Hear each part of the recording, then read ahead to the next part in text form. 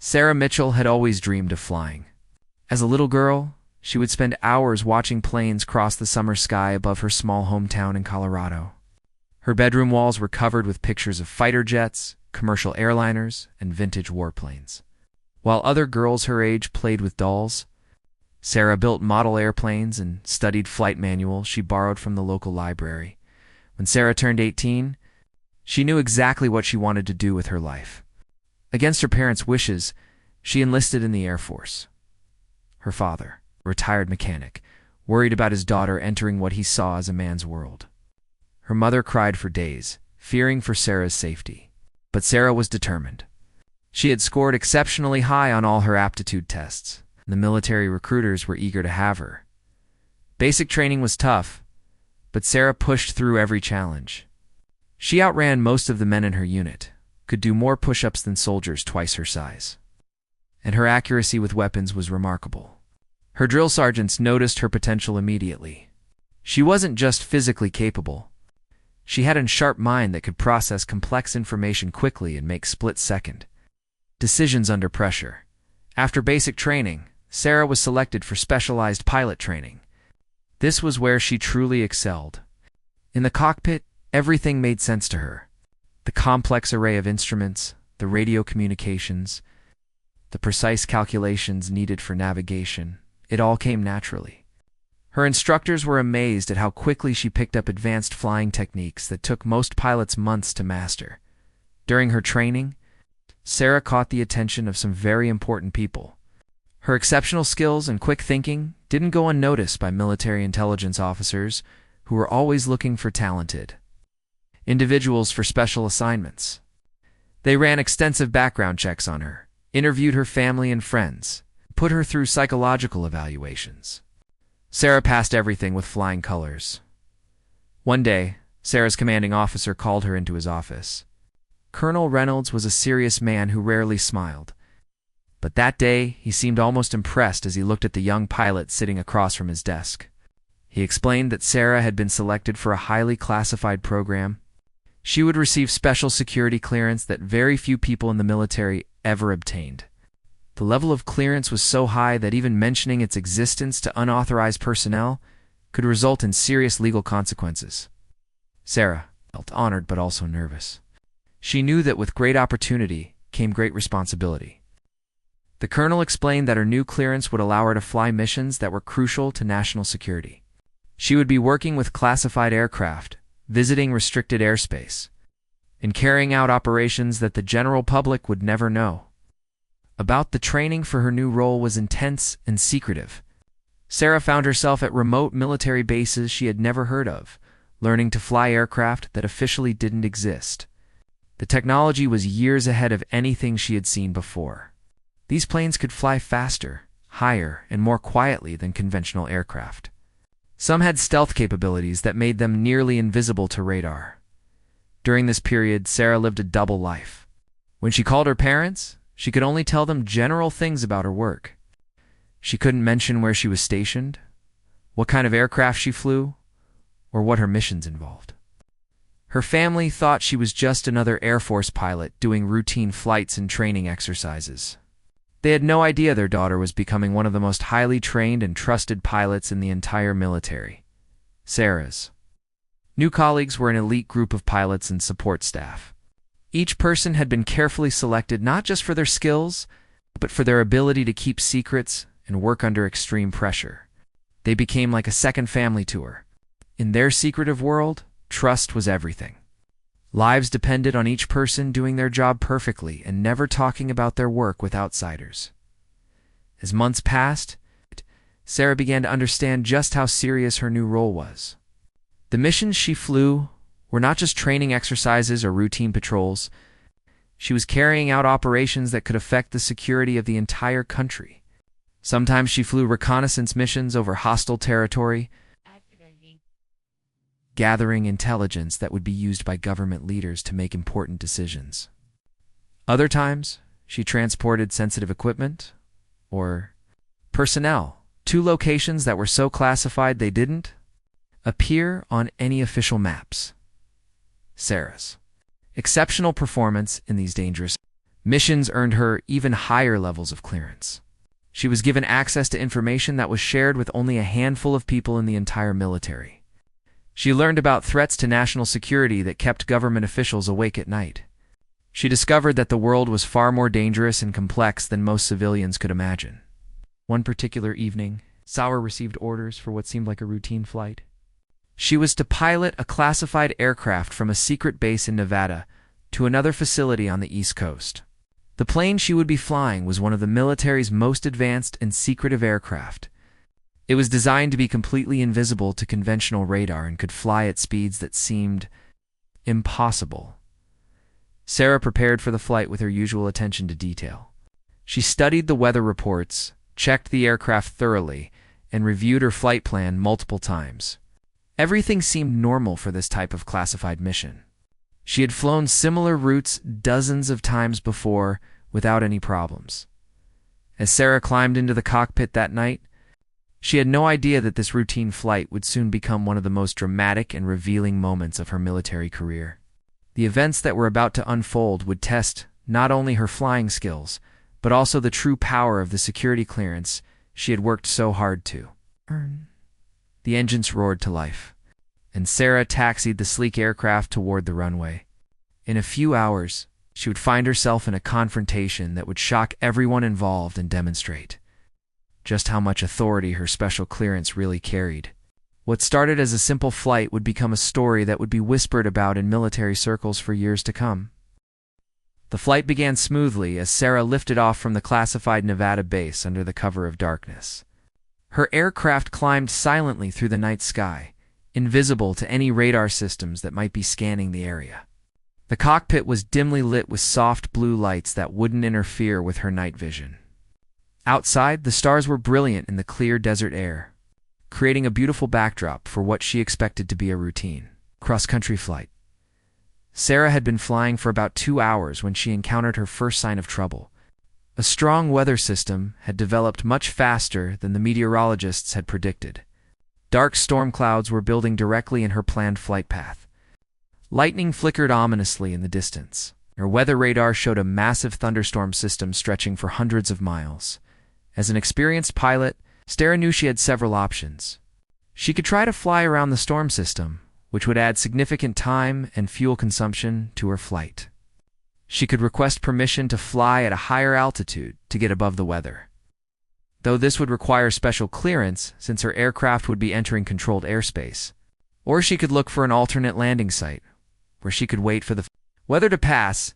Sarah studied her navigation charts and identified several military bases along her route, where she could potentially land. Most of these were regular Air Force installations that handled conventional aircraft and routine military operations. Under normal circumstances, a pilot with standard clearance would need to request permission well in advance to land at any military facility, especially with a classified aircraft. But Sarah's clearance was far from standard. The security level she possessed was so high that it came with special privileges and authorities that most military personnel didn't even know existed.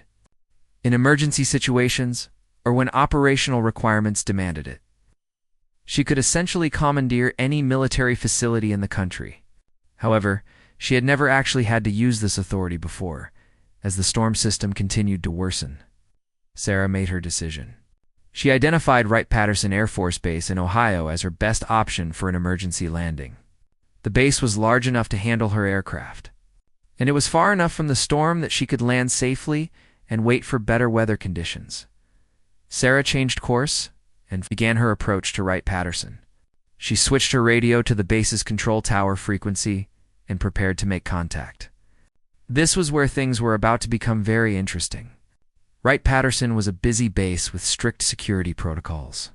They weren't expecting any unscheduled arrivals, especially not from an aircraft that didn't appear on their radar and was flying with complete radio silence until now. When Sarah finally made contact with the control tower, the response was immediate and stern.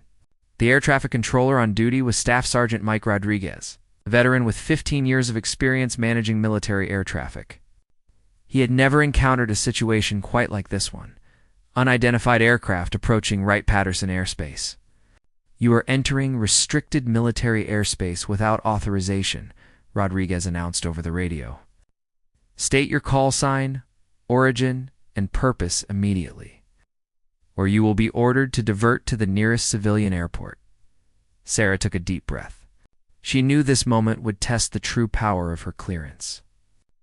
Wright-Patterson Tower. "This is classified aircraft Delta 7's, requesting immediate emergency landing clearance due to weather conditions ahead." Rodriguez was confused by the response. The aircraft wasn't showing up properly on his radar systems, which was highly unusual. Military aircraft typically had strong radar signatures, and all scheduled flights were logged in advance. This mysterious plane seemed to be operating under some kind of stealth technology. "Delta 7's. 7. I have no record of any scheduled arrivals tonight, and I cannot identify your aircraft type on radar," Rodriguez responded. "You need to provide proper identification and authorization codes, or I will have to scramble fighter jets to escort you away from this airspace." This was exactly the kind of situation Sarah had been trained for during her classified briefings. She knew that base personnel without appropriate clearance levels would not recognize her authority initially. She would need to use special protocols that were known only to personnel, the highest security clearances. Wright-Patterson Tower. "I am operating under Special Access Program Authorization Level Delta 7, Sarah announced calmly. "I need you to contact your base security officer immediately and provide them with authentication code. Bravo-Charlie-9-9-Alpha-7. There was a long silence on the radio. Rodriguez had never heard of Special Access Program Authorization Level Delta 7. He had been handling military air traffic for 15 years and thought he knew all the standard protocols and clearance levels. This was something entirely new to him. Rodriguez quickly called his supervisor, Master Sergeant Jennifer Hayes, who had even more experience with military protocols and security procedures. When Hayes heard about the mysterious aircraft and the unusual authorization codes, she immediately realized this was far beyond anything she had encountered in her 20-year military career. Hayes instructed Rodriguez to maintain communication with the aircraft while she contacted the base security officer. She knew that certain military operations involved clearance levels that were so classified that most base personnel were never told they existed. If this pilot was legitimate, they would need to follow very specific procedures to avoid interfering with a classified operation. Meanwhile, Sarah continued to circle the base, burning fuel and watching the weather conditions deteriorate behind her. She could see lightning strikes getting closer, and her fuel gauge showed she was reaching the point where she would need to land soon, regardless of weather. She received proper clearance. The base security officer, Colonel Patricia Williams, was awakened at her home and immediately drove to the base when she received the emergency call.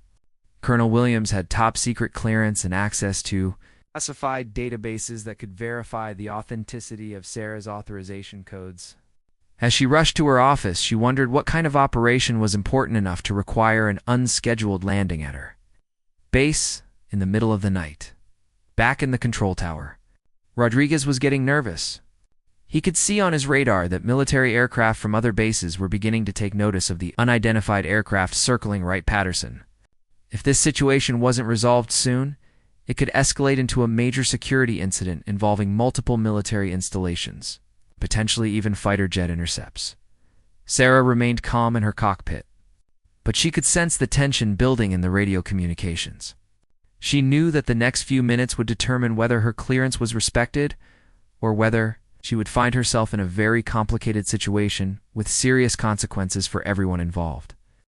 Colonel Patricia Williams rushed into her office at Wright-Patterson Air Force Base. "Ouch!" Her hands shaking slightly as she entered her security codes into the classified computer terminal. The urgency of the situation was clear. An unidentified aircraft was circling their base, claiming to have authorization that none of her personnel recognized. As the base security officer, it was her responsibility to verify the pilot's credentials and determine if this was a legitimate classified operation or a potential security threat. Williams had dealt with classified operations before, but nothing quite like this. She had top-secret clearance and access to special databases that contained information about various military programs and authorization levels. However, the codes that the mysterious pilot had provided were unlike anything she had seen in her 15 years as a security officer. As she typed the authentication code, Bravo Charlina 9L Fesivan into her computer, Williams held her breath. If these codes were fake or outdated, she would need to immediately order the aircraft to leave their airspace and possibly alert other military installations about a potential security breach. If the codes were legitimate, she would need to provide full cooperation to whatever classified operation was taking place. The computer seemed to take forever to process her query. Williams could hear the radio chatter from the control tower through her office speakers. Her Staff Sergeant Rodriguez was becoming increasingly anxious about the unidentified aircraft. She knew that other military bases in the region were likely monitoring the situation, and it wouldn't be long before higher authorities became involved if this wasn't resolved quickly. Finally, her computer screen displayed a response that made Williams gasp audibly. The authentication codes were not only legitimate, corresponded to a classification level that was far higher than her own security clearance. The system showed that the pilot of the aircraft had Special Access Program Delta 7 authorization, which was a clearance level that Williams had never even heard of. Despite her extensive experience with military security protocols, what shocked Williams even more was the additional information that appeared on her screen. The system indicated that anyone with Delta 7 clearance had the authority to commandeer any military facility in the United States for operational purposes. This meant that the pilot circling their base had the legal right to land there regardless of normal protocols, schedules, or base regulations. Williams immediately grabbed her phone and called the control tower. Rodriguez, this is Colonel Williams. That aircraft is completely legitimate and has authorization that supersedes all normal base protocols. You are to provide immediate landing clearance and full cooperation. Do not question any requests from that pilot. Rodriguez was stunned by the colonel's urgent tone. Ma'am, are you sure? We have no information about any scheduled operations tonight. Oh, and this aircraft doesn't match any of our standard profiles. Sergeant, absolutely certain, Williams replied firmly. This pilot has clearance levels that are classified far above both of our security levels. Treat this as a code black operation and provide whatever assistance is requested. And Rodriguez, not a word about this to anyone without my direct authorization. Back in the cockpit, Sarah heard the immediate change in tone when Rodriguez came back on the radio. Gone was the skeptical, challenging attitude from before. Now the air traffic controller sounded almost deferential as he spoke to her. Delta 7-7. Wright-Patterson Tower. You are cleared for immediate landing on runway 27. Emergency vehicles are standing by, and ground crew will be available to assist with any requirements you may have. Please advise if you need any special handling procedures for your aircraft. Sarah felt a mixture of relief and satisfaction.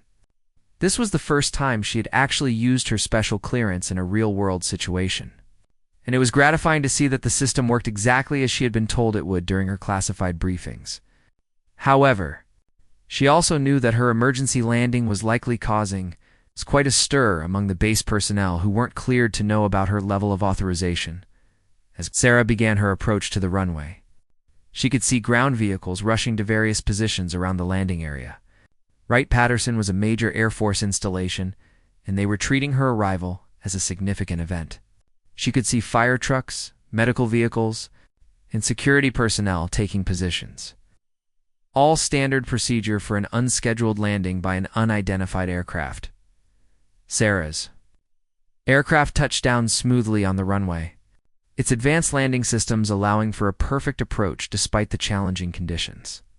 As she taxied toward the designated parking area, she could see dozens of base personnel watching from a safe distance. Many of them were probably wondering what kind of aircraft could land at their base without appearing properly on radar, and with a pilot who had authorization they had never heard of. Ground crew members approached her aircraft cautiously, unsure of what kind of technology they were dealing with. Sarah's plane looked like no aircraft they had ever seen before, sleek, angular, and with design features that seemed years ahead of conventional military aircraft. Some of the more experienced mechanics recognized that they were looking at classified technology that was far beyond anything they had been trained to work on. Colonel Williams arrived at the flight line just as Sarah was shutting down her engines. The security officer had never seen an aircraft like this one either. She was intensely curious about what kind of operation required such advanced technology and such high levels of secrecy. However, she also knew that her clearance level meant there were limits to what she could ask or be told about the situation. Sarah opened her cockpit and climbed down from the aircraft. Her flight suit bearing no identifying patches or insignia that would indicate which unit she belonged to or what her rank might be. This was standard procedure for pilots involved in classified operations. No information that could compromise operational security was ever displayed. Publicly, Williams approached Sarah professionally, extending her hand in greeting. "I'm Colonel Patricia Williams, Base Security Officer. Welcome to Wright-Patterson. I understand you're operating under Special Access Authorization. What can we do to assist you?" Sarah appreciated the Colonel's direct and respectful approach. "Thank you, Colonel. I need to wait here for weather conditions to improve before continuing my flight. I may need fuel and basic maintenance services, but my aircraft requires personnel with specific clearance levels for any technical work." Williams nodded understandingly. She had dealt with classified aircraft before, though never at this level of secrecy. "We can provide whatever you need. Should I contact anyone about your arrival, or are you operating under complete communications security?" This was exactly the kind of professional cooperation that Sarah had been told to expect from base commanders and security officers when she had used her special authorization. Wright-Patterson was clearly a well-run installation with experienced personnel who knew how to handle sensitive situations appropriately. However, Sarah was about to discover that not everyone on the base would be as understanding or cooperative as Colonel Williams. While the security officer and control tower personnel were following proper protocols for dealing with classified operations, other people on the base were beginning to ask questions and make their own judgments about the mysterious aircraft and its pilot. Word about the mysterious aircraft and its pilot spread quickly through Wright-Patterson Air Force Base. Despite Colonel Williams' instructions for discretion, military bases are tight-knit communities where news travels fast, and the arrival of an unidentified stealth aircraft in the middle of the night was the kind of event that generated immediate interest and speculation among personnel. Captain James Morrison, the base operations officer, had been awakened by his duty officer and informed about the unusual landing. Morrison was a by-the-book officer with 12 years of military experience, and he prided himself on knowing everything that happened on his base. The fact that an aircraft had landed without his prior knowledge or approval irritated him considerably. Morrison quickly dressed and drove to the flight line, determined to get answers about what was happening at his installation. When he arrived, he could see the sleek, unfamiliar aircraft parked under bright floodlights, surrounded by security personnel and ground crew. The pilot, a young woman who looked barely old enough to have graduated from flight school, was talking with Colonel Williams near the aircraft. What bothered Morrison even more than the unscheduled landing was the fact that the pilot appeared to be a female officer who couldn't be more than 25 years old. In Morrison's experience, classified aircraft were typically flown by senior officers with extensive experience and proven track records. The idea that someone so young could have clearance levels higher than his own was difficult for him to accept. Morrison approached Colonel Williams with a stern expression. "Colonel, I need to understand what's happening here. I'm the base operations officer, and I wasn't notified about any classified operations scheduled for tonight. Who authorized this landing, and what kind of operation are we dealing with?" Williams could see the frustration and skepticism in Morrison's manner, and she knew she needed to handle the situation carefully. "Captain, this pilot is operating under Special Access Program authorization that supersedes normal base protocols. I verified her credentials through classified channels, and we're required to provide full cooperation." Morrison looked directly at Sarah, his expression clearly showing his doubt about her authority. "Miss, I'm going to need to see your identification and orders. This is a major military installation, not a civilian airport where anyone can land without proper authorization." Sarah remained calm despite Morrison's challenging tone and his deliberate use of Miss instead of a proper military title. She had encountered this type of skepticism before, usually from older male officers who had difficulty accepting that someone young and female could have high-level military. "Captain Morrison," Sarah replied evenly, "I'm operating under classified authorization that doesn't require me to provide standard identification to personnel without appropriate clearance levels. Colonel Williams has verified my credentials through proper channels, and that should be sufficient for your needs." Morrison's face reddened at what he perceived as insubordination from a young officer who was refusing to follow his direct orders. "I don't care what kind of game you think you're playing, but you're on my base now, and you'll follow my instructions. I want to see your military ID, your orders, and documentation for this aircraft immediately." The tension on the flight line was becoming obvious to everyone present. Ground crew members and security personnel were watching the confrontation with growing discomfort, unsure of how they should respond to the conflict between their base operations officer and the mysterious pilot. Colonel Williams stepped forward, trying to defuse the situation. "Captain, I understand your concerns, but this pilot has been properly authenticated through classified channels. Her authorization level is significantly higher than ours, and we need to respect that." But Morrison was not backing down. His pride and authority were being challenged, and he was determined to assert control over the situation. "With all due respect, Colonel, I think we're being taken advantage of by someone who's not being truthful about her authority. This whole situation smells like an elaborate bluff." Morrison turned back to Sarah, his voice becoming more aggressive. "Young lady, you're going to show me proper identification right now, or I'm going to have security escort you to the base detention facility while we sort this out. I don't care what kind of fancy airplane you're in, flying, or what stories you're telling." Sarah realized that Captain Morrison was not going to be satisfied with the normal protocols for dealing with classified operations. His skepticism and apparent prejudice against her age and gender were overriding his military training and professionalism. She knew she would need to escalate the situation to resolve it properly. "Captain, I'm giving you one opportunity to step back and allow Colonel Williams to handle this situation according to proper procedures for classified operations," Sarah said firmly. "If you continue to interfere with my mission, I'll be forced to use my full authorization to resolve this matter."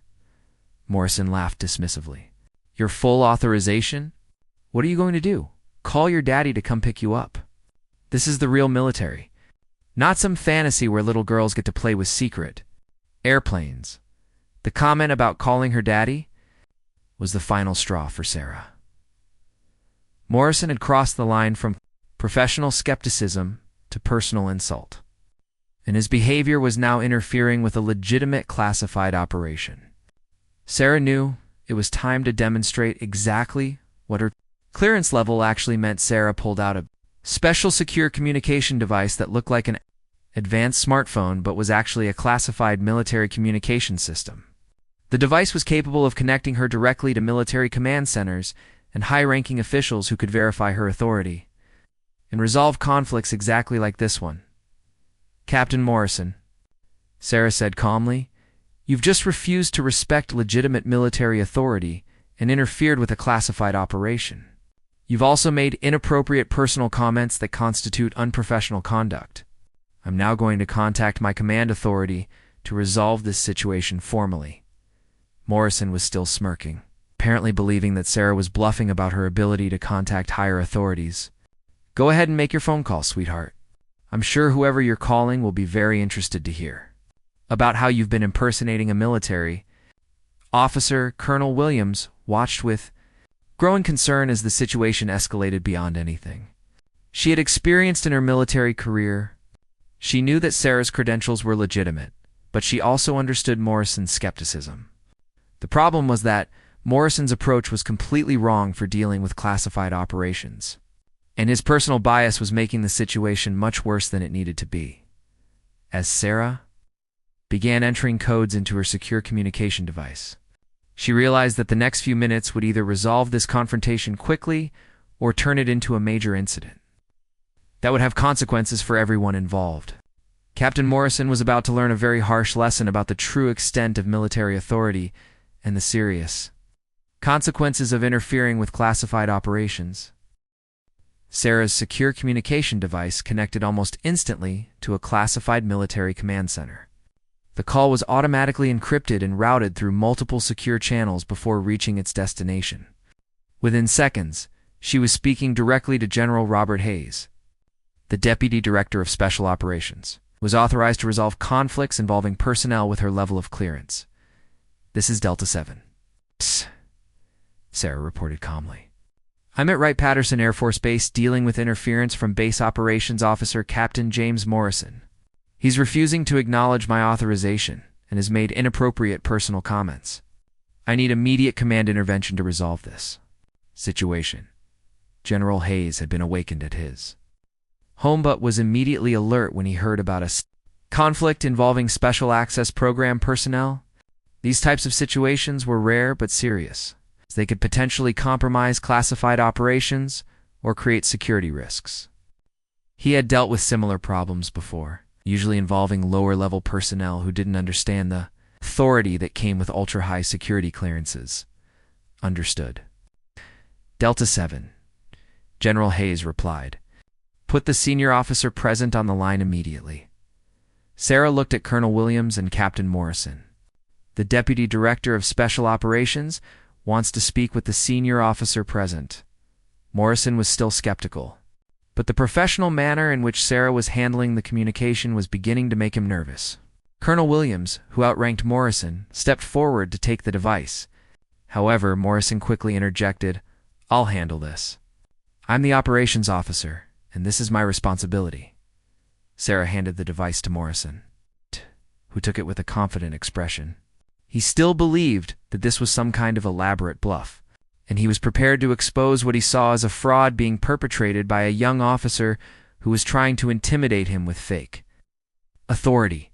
"This is Captain James Morrison, Base Operations Officer at Wright-Patterson Air Force Base," Morrison said into the device. "I'm dealing with someone who claims to have special authorization, but won't provide proper identification. I think we have a security situation here." General Hayes' voice came through the device clearly, and his tone was ice-cold. "Captain Morrison, you are currently interfering with a classified Special Access Program operation. The pilot you are questioning has authorization levels that are classified far above your security clearance. You will immediately cease all interference and provide full cooperation." Morrison's confidence began to waver, but his stubborn pride kept him from backing down. "Sir, with all due respect, I need to verify the identity of anyone landing aircraft at my installation. This person won't show proper military identification, and I have concerns about the legitimacy of this situation." There was a brief pause before General Hayes responded, and when he did, his voice carried the unmistakable authority of someone who was used to having his orders followed without question. "Captain Morrison, let me be absolutely clear. You are currently in violation of multiple military regulations regarding classified operations. The pilot you are questioning has been personally cleared by the highest levels of apples of military command for operations involving national security." General Hayes continued, his tone becoming even more serious. "Furthermore, Captain, your refusal to respect legitimate military authority and your inappropriate personal comments constitute grounds for immediate disciplinary action. You have exactly 30 seconds to provide full cooperation, or I will initiate proceedings that will end your military career." Morrison's face had gone pale as the reality of his situation began to sink in. The voice on the communication device clearly belonged to a very high-ranking officer who had detailed knowledge of the situation and was not pleased with Morrison's behavior. The captain was beginning to realize that he had made a serious mistake. Colonel Williams watched as Morrison's defiant expression changed to one of growing concern and fear. She had tried to warn him that the pilot's credentials were legitimate, but his ego and prejudices had prevented him from listening to her advice. Now he was facing the consequences of his poor judgment. General Hayes wasn't finished. Captain Morrison, you will immediately apologize to the pilot for your unprofessional conduct. You will then ensure that she receives whatever support she needs for her mission. Any further interference on your part will result in immediate court-martial proceedings." Morrison looked at Sarah with a completely different expression than he had worn just moments before. The smug confidence was gone, replaced by the realization that he had challenged someone whose military authority was far beyond anything he had imagined possible. His hands were shaking slightly as he handed the communication device back to Sarah. I apologize," Morrison stammered, looking directly at Sarah. "I was wrong to question your authority, and I'm sorry for my inappropriate comments. Whatever you need, we'll provide it." Sarah took her communication device back and spoke briefly with General Hayes to confirm that the situation was resolved. After ending the call, she looked at Morrison with a professional but stern expression. "Captain, I accept your apology, but you should understand that your behavior tonight will be included in the official report of this incident." The transformation in Morrison was remarkable. The aggressive, condescending officer who had been challenging Sarah just minutes earlier was now clearly intimidated and eager to avoid further problems. He had learned a harsh lesson about the existence of military authority levels that he had never known existed. Colonel Williams stepped forward, relieved that the confrontation was over, but concerned about the potential consequences for her base operations officer. "Is there anything specific you need for your aircraft or your mission?" she asked Sarah professionally. "I need fuel and a weather update," Sarah replied. "I'll also need a secure communication facility to coordinate with my command about potential delays to my original schedule," Morrison quickly volunteered. "I'll personally ensure that everything is arranged immediately. Our best mechanics will handle the fuel service, and I'll have current weather reports delivered to you within 15 minutes. Sarah nodded approvingly. This was the kind of professional cooperation she had expected to receive from the beginning. Morrison's earlier behavior had been an unfortunate deviation from normal military protocol, but his attitude now was appropriate for dealing with classified operations. As the group dispersed to arrange the necessary services for Sarah's aircraft, word of the confrontation began to spread throughout the base. Personnel who had witnessed the incident were amazed at how quickly Captain Morrison's aggressive stance had changed to complete cooperation after a single phone call from the mysterious pilot. The story would be told and retold throughout Wright-Patterson Air Force Base for months to come, though most of the details would be speculation, since the classified nature of Sarah's mission prevented anyone from discussing the situation openly. What was clear to everyone was that the young female pilot possessed a level of military authority that was far beyond anything they had previously encountered. The hours that followed the confrontation at Wright-Patterson Air Force Base were a period of quiet efficiency and professional cooperation. Captain Morrison, thoroughly humbled by his encounter with General Hayes, personally oversaw every aspect of the service provided to Sarah, nodded at Morrison's apology. Recognizing that his experience had genuinely affected him, "Captain, the military is evolving, and authority comes in many forms. Tonight you learned that competence and clearance aren't determined by age or gender. I hope you'll remember that in future situations." Morrison straightened his posture. "Yes, ma'am, I will. And I want you to know that if you ever need to land here again, you'll receive nothing but full cooperation from this base." As Sarah conducted her final pre-flight checks, she reflected on how the incident had unfolded. Her special clearance had ultimately resolved the situation, but it had taken intervention from the highest levels of military command to make Morrison understand the reality of her authority. She wondered how many other qualified personnel had faced similar challenges when their appearance didn't match traditional expectations of military leadership. The sun was beginning to rise as Sarah started her aircraft's engines for the final leg of her journey. The storm system had moved far enough east that her flight path was now clear. Ground control gave her immediate clearance for takeoff, with none of the skepticism or delays that had marked her arrival the night before. As her aircraft lifted off from Wright-Patterson's runway, Sarah could see base personnel watching from various locations around the installation. She knew that the story of her emergency landing and the confrontation with Captain Morrison would become part of the base's unofficial history, though the classified nature of her mission would prevent most details from being shared openly. During the flight to her final destination, Sarah had time to think about the broader implications of her experience.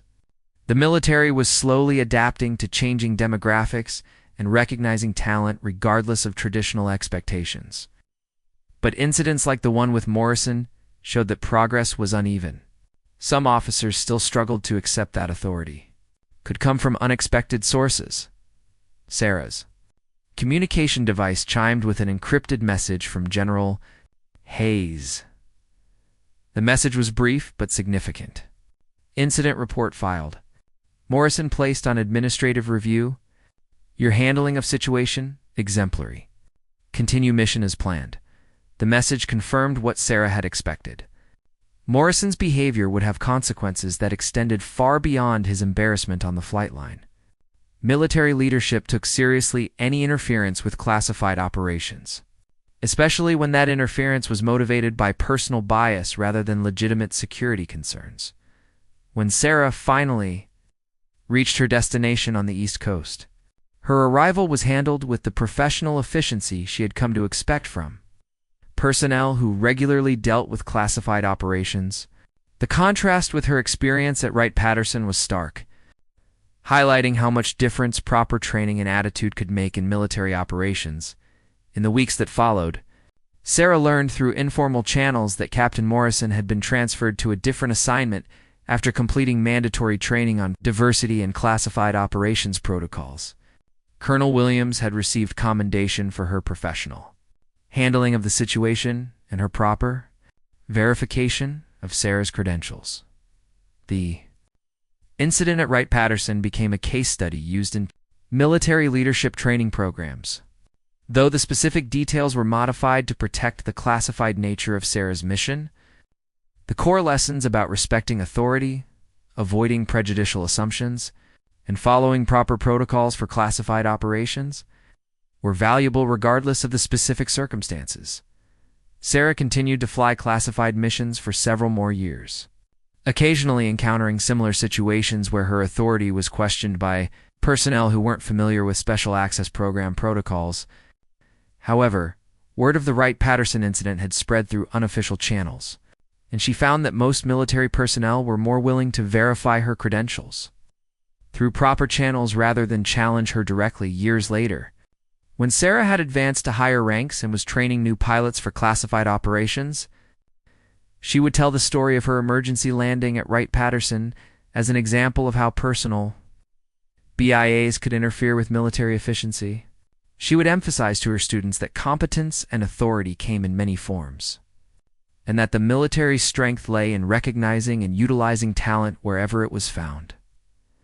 The Wright-Patterson incident had been a challenging experience, but it had also demonstrated the effectiveness of the military systems for protecting classified operations and ensuring that properly authorized personnel could carry out their missions regardless of external challenges.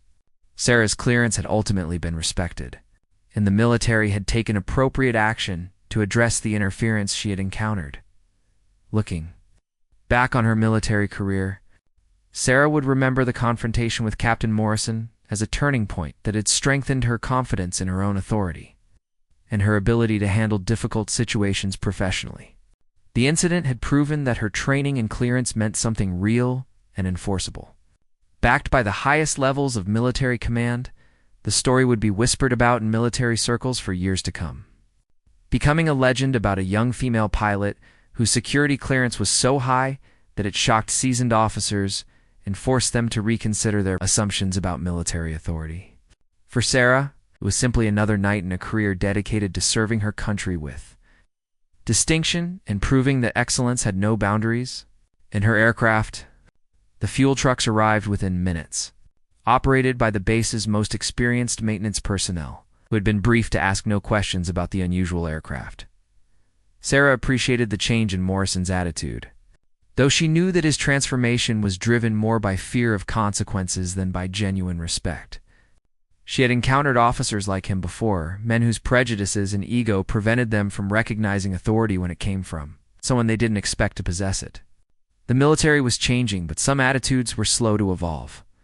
While her aircraft was being serviced, Sarah used the base's secure communication facility to update her command on the delay and the incident with Morrison. Her report would become part of Morrison's permanent military record, though the specific details would be classified at such a high level that most military personnel would never see them. General Hayes had made it clear that Morrison's career would be closely monitored going forward. Colonel Williams provided Sarah with updated weather reports showing that the storm system was beginning to weaken and move eastward.